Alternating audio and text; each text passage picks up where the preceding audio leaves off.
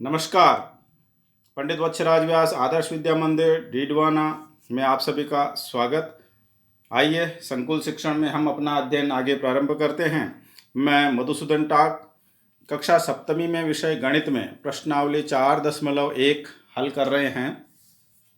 आइए सरल समीकरण सीखते हैं। हमने 3 प्रश्न पिछले प्रश्नावली के 4.1 के हल कर दिए थे। चौथा प्रश्न आज प्रारंभ करते हैं।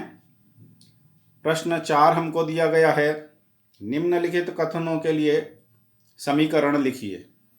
तो यहाँ पर एक एक छोटे छोटे कथन दिए हुए हैं, उनके शर्तों को पालन करते हुए कथन अपने को बनाने हैं। तो ये पहला कथन आप देखिए, संख्याओं, यहाँ संख्या x दी हुई है, x और 4 का योग 9 है। तो विचार करिए कैसे हो सकता है। x वह संख्या है, उसमें 4 योग करना है और योग जो है वो 9 आ जाना चाहिए। तो इसको गणितीय भाषा यानी एक समीकरण के रूप में कैसे लिख सकते हैं, विचार करते रहिए, अभी बनाते हैं। ऐसे बहुत सारे कथन हैं, इसलिए हम उत्तर लिखते समय ऊपर एक जगह निर्देश देंगे, दिए गए कथनों के समीकरण निम्न है, ताकि अब जितने भी प्रश्न दिए हुए, पहला प्रश्न हमने देखा इसका, उसको हल करते हुए फिर आगे बढ़ जाते हैं। तो हमारा कथन था, उस किसी संख्या में 4 जोड़ने से 9 प्राप्त होता है। तो वह संख्या x, उसमें 4 हमने जोड़ दिया, यहाँ पर देखिए जोड़ का निशान लगा दिया, 9 प्राप्त होता है। तो इसके लिए बराबर 9 लिख दिया। यहाँ पर अपना यह गणितीय वाक्य यानी समीकरण पूरा हुआ। x + 4 = 9। आशा है आपने इसको समझा होगा।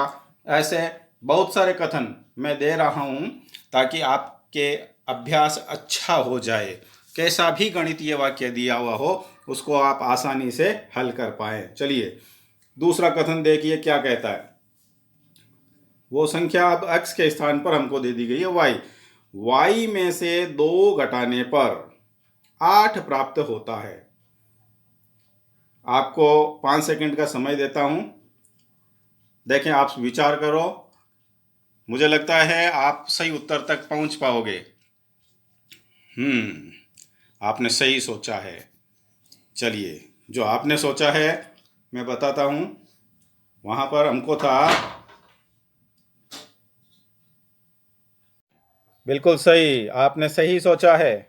आपका उत्तर y - 2 = 8 एकदम सही आया है। चलो आगे बढ़ते हैं। तीसरा प्रश्न आपके लिए, a का 10 गुणा 70 है। देखिए a का 10 गुणा, इसको बार बार पढ़ने से सीधा हमारे दिमाग में आता है कि हमको किस प्रकार से रचना करनी है। a का 10 गुणा 70 है। सही से विचार करिए, ध्यान से समीकरण बनाने का अपने दिमाग में समीकरण को बैठाइए, कैसा बनेगा। a का 10 गुणा 70 है। हाँ बिल्कुल सही, जो आपने सोचा है मुझे भी लगता है वही उत्तर है। ये रहा आपका उत्तर, 10a का 10 गुणा बराबर 70। यही आपने सोचा था, ये उत्तर आ गया, बिल्कुल सही। अभी फिर प्रश्न अपने बंद नहीं हुए हैं, ऐसे प्रश्न लगातार चलते जाएंगे, इनके उत्तर आपको देने। लीजिए अगला प्रश्न आपके सामने ये रहा।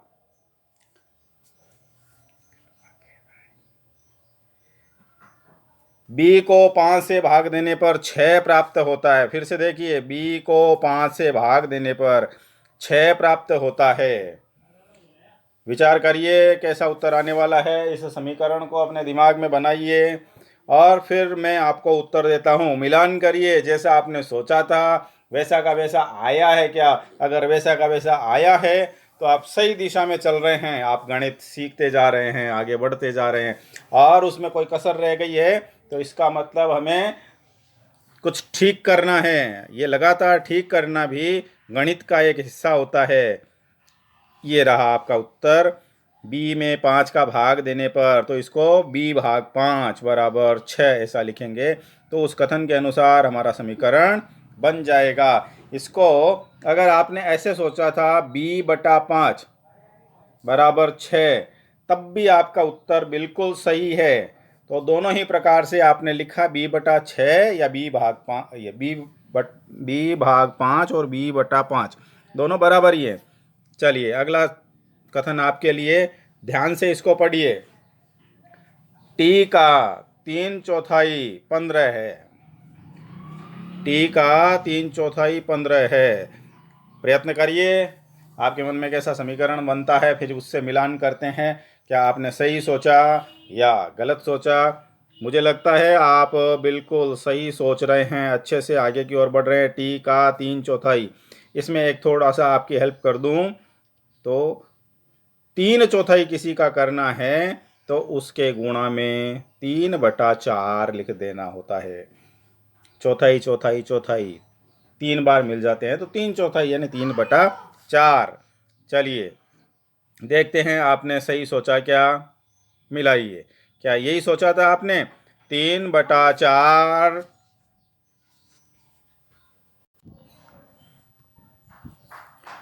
3/4t बराबर 15। बिल्कुल सही, आपने जैसा सोचा था वैसा समीकरण बन गया है।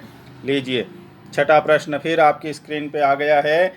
m का 7 गुणा 7 का योगफल आपको 77 देता है। ध्यान से देखिए, m का 7 गुणा और 7 का योगफल आपको 77 देता है। तो इन तीनों शर्तों को पालन करते हुए आपको समीकरण बनाना है, और आप भी सोचिए और मेरी तरफ से ये लीजिए उत्तर। m का 7 गुणा यानी 7m, 7 योगफल करना तो ये +7, आपका उत्तर 77 होना चाहिए, तो बराबर 77। हमारा सारा उत्तर बन गया 7m + 7 बराबर 77। अगर आपने ठीक ऐसा ही सोचा था तो बिल्कुल आप सही और चल रहे हैं, सही दिशा में चल रहे हैं, सीखते जा रहे हैं। सीखने का क्रम रुकना नहीं चाहिए, निरंतर सीखते जाना चाहिए। अगला कथन देखिए। एक संख्या x की चौथाई ऋण 4 आपको 4 देता है। एक संख्या x की चौथाई ऋण 4 आपको 4 देता है। चलिए सोचिए क्या होगा। ये लीजिए, किसी का चौथाई करना हो तो उसको 1/4 से गुणा कर दीजिए या 4 का भाग दे दीजिए। आप x/4 लिखते हैं तो भी ये x का चौथाई हो जाएगा, और फिर उसमें का ऋण 4 यानी -4 आपको 4 देता है, यानी उत्तर जो है वो 4 आएगा। तो यह कथन अपने बन जाएगा 1/4x - 4 बराबर 4। अगला कथन देखिए। यदि आप y के 6 गुने में से 6 घटाएं तो आपको 60 प्राप्त होता है। y के 6 गुने में से 6 घटाएं तो आपको 60 प्राप्त होता है। विचार करिए, सोचिए, आपको सोचने के लिए समय मिला है, सोचते जाइए, और अगर आपका उत्तर सही आता है तो बहुत बढ़िया, शाबाश। लीजिए, ये आपका उत्तर 6y - 6, y के 6 गुने में से 6 घटाने पर तो हमने -6 लिख दिया। 60 प्राप्त होते हैं तो 60 लिख दिया, और ये उत्तर हो गया 6y - 6 बराबर 60। फिर आगे बढ़ते हैं। 9वां प्रश्न। यदि आप z के 1/3 में 3 जोड़ें तो आपको 30 प्राप्त होता है। ऐसे जब वाक्यों को पढ़ते हैं तो इनको बार बार पढ़ना चाहिए। बार बार पढ़ने से हमको क्या करना है, ऐसी कल्पना हमारे दिमाग में साकार रूप लेती है। वह जैसा चाहा गया है उत्तर हमारे दिमाग में बनना शुरू हो जाता है। तो एक बार में अगर सीधा समझ में नहीं आए तो हमको उसे बार बार रिपीट करना चाहिए। यदि आप z के 1/3 में 3 जोड़ें तो आपको 30 प्राप्त होता है। चलिए देखते हैं क्या समीकरण बनता है। ये रहा 1/3 z + 3 बराबर 30। z का ये तिहाई यानी 3 का भाग देना, तो 1/3 से गुणा करें अथवा सीधा 3 का भाग दे दें। और उसमें 3 जोड़ने पर 30 प्राप्त होता है। तो हमारा यह समीकरण बन गया 1/3z 1/3z प्लस 3 बराबर 30। आगे बढ़ते हैं। यहाँ देखिए, अब विपरीत काम हो गया। पहले हमको वाक्य दिए हुए थे, उनके आधार पर समीकरण बनाना था। अब समीकरण हमें दे दिया गया। देखिए 5वां प्रश्न क्या कह रहा है, दिए गए समीकरणों को सामान्य कथनों के रूप में लिखिए। अब कथन नहीं दिए हुए, समीकरण दिए हुए हैं। समीकरण को कथन के रूप में बदलना है। तो यहां पर देखिए, पहला p प्लस 4 बराबर 15। इसका अर्थ है संख्या p में 4 जोड़ने पर 15 प्राप्त होता है। दूसरा देखिए, m माइनस 7 बराबर 3। इसका अर्थ है m में से 7 घटाने पर, संख्या m में से 7 घटाने पर 3 प्राप्त होता है। तीसरा देखिए, 2m बराबर 7। इसका अर्थ है संख्या m का दुगुना 7 है। और चौथा देखिए, m/5 बराबर 3, यानी m का 5वां भाग या m में 5 का भाग देने पर 3 प्राप्त होता है। चलिए ये 4 प्रश्नों के उत्तर आपके सामने लाता हूं। ये देखिए, p और 4 का योग 15, दूसरे का था m में से 7 घटाने पर 3 प्राप्त होता है और m का दुगुना 7 है, और चौथा था m को 5 से भाग देने पर 3 प्राप्त होता है। आगे और प्रश्न देखते हैं उसी में दिए हुए। 5वें को देखिए आप, 3m/5 बराबर 6। इसका अर्थ है m के तिगुने में 5 का भाग देने पर 6 प्राप्त होता है।